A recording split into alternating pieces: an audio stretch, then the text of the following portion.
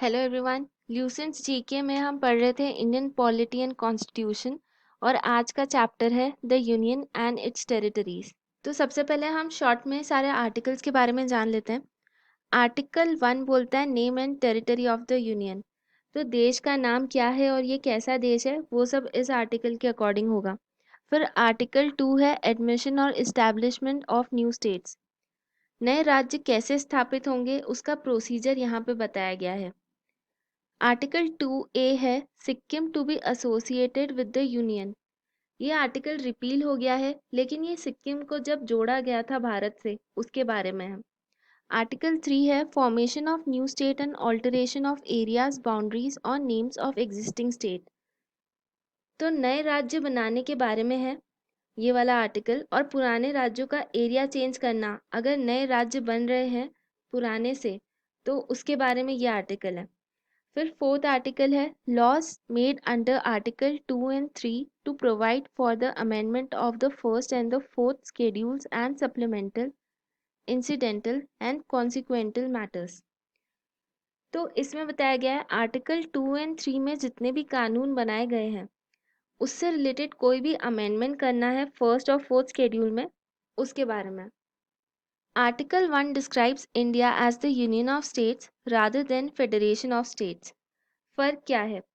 अलग अलग राज्यों ने मिलकर इंडिया नहीं बनाया है। जैसे यूएस है इसलिए उसका नाम यही है United states of America. Bharat में ऐसा नहीं है। भारत अलग अलग राज्यों में बटा हुआ है लेकिन उन्होंने मिलकर भारत नहीं बनाया है। भारत से राज्य बने हैं। डॉक्टर अंबेडकर ने union of states word use किया था instead of federation of state. इसके दो रीजंस है।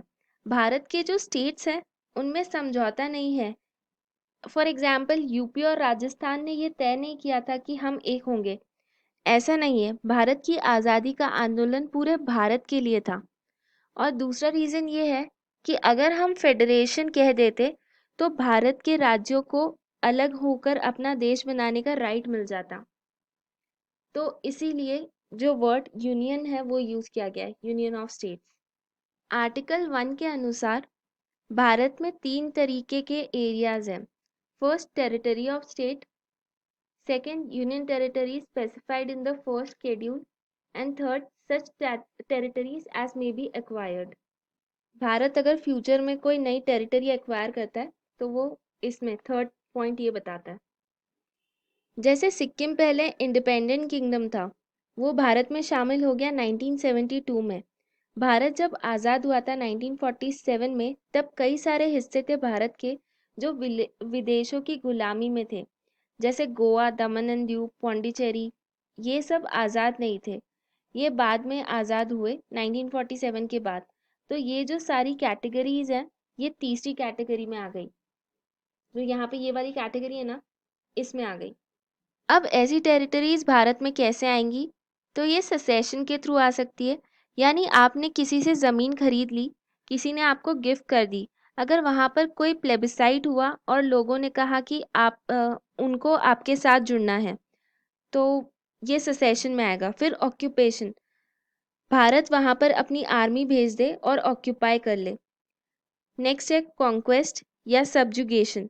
तो अगर भारत पाकिस्तान पर कल हमला कर दे और उसे जीत ले तो आर्टिकल 1 ये पावर देता है कि पाकिस्तान की जो टेरिटरी है वो इंडिया में शामिल की जा सकती है। उसे भी स्केड्यूल 1 में हम डाल देंगे। इस बारे में हमने अभी बात की थी कि फेडरेशन और यूनियन ऑफ स्टेट के बीच में डिफरेंस क्या है। तो जो यूनियन ऑफ स्टेट्स है वो इनडिस्ट्रक्टिबल है।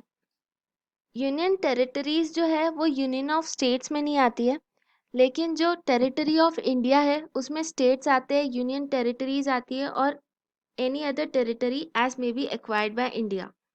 स्टेट्स और टेरिटरीज जो है वो आती हैं first schedule of the constitution. Bharat का जो संविधान है वो पार्लियामेंट को अनुमति देता है भारत में नए स्टेट्स शामिल करने की।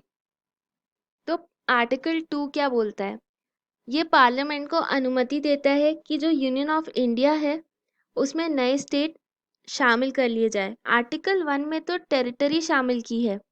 फॉर एग्जाम्पल अगर हम पाकिस्तान वाले एग्जाम्पल फिर से ले तो सोचो अगर पाकिस्तान हमने जीत लिया, अब पाकिस्तान में जो स्टेट है वो भारत में कैसे शामिल होंगे? वो आर्टिकल 2 के अनुसार होंगे। पार्लियामेंट ने कुछ जो फ्रेंच सेटलमेंट्स है जैसे पुडुचेरी, कराईकल, माही, येनम, फिर पोर्टुगीज सेटलमेंट्स है गोवा, दीव और दमन के, और सिक्किम, इन सबको इंडिया में शामिल किया इंडिपेंडेंस के बाद। अब आर्टिकल 3 क्या बोलता है कि constitution empowers the parliament to form a new state by altering boundaries of existing state.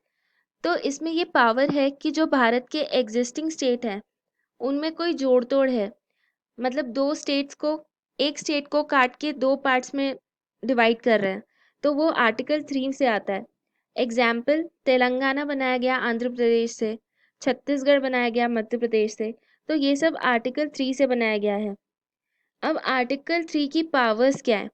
जो नया राज्य बनेगा वो पुराने की बाउंड्री को चेंज करके बन सकता है। फिर किसी एक राज्य का एरिया बढ़ाया जा सकता है, किसी एक राज्य का एरिया घटाया जा सकता है, बाउंड्री चेंज की जा सकती है, नाम बदल दिया जा सकता है। फॉर एग्जाम्पल, जो उड़ीसा था उसका नाम क्या है? पहले ORI SS से लिखते थे, अभी उसका नाम है ओडिशा, तो ODISHA। फिर उत्तरांचल का नाम चेंज करके उत्तराखंड कर दिया गया। तो ये सब किसके तहत हुआ? आर्टिकल 3 के तहत। Thank you. अगर आपको ये लेक्चर पसंद आया हो तो प्लीज़ लाइक करें, शेयर करें और सब्सक्राइब करें। और अगर कोई भी आपके क्वेश्चंस हो तो आप नीचे कमेंट सेक्शन में लिख के बता सकते हैं।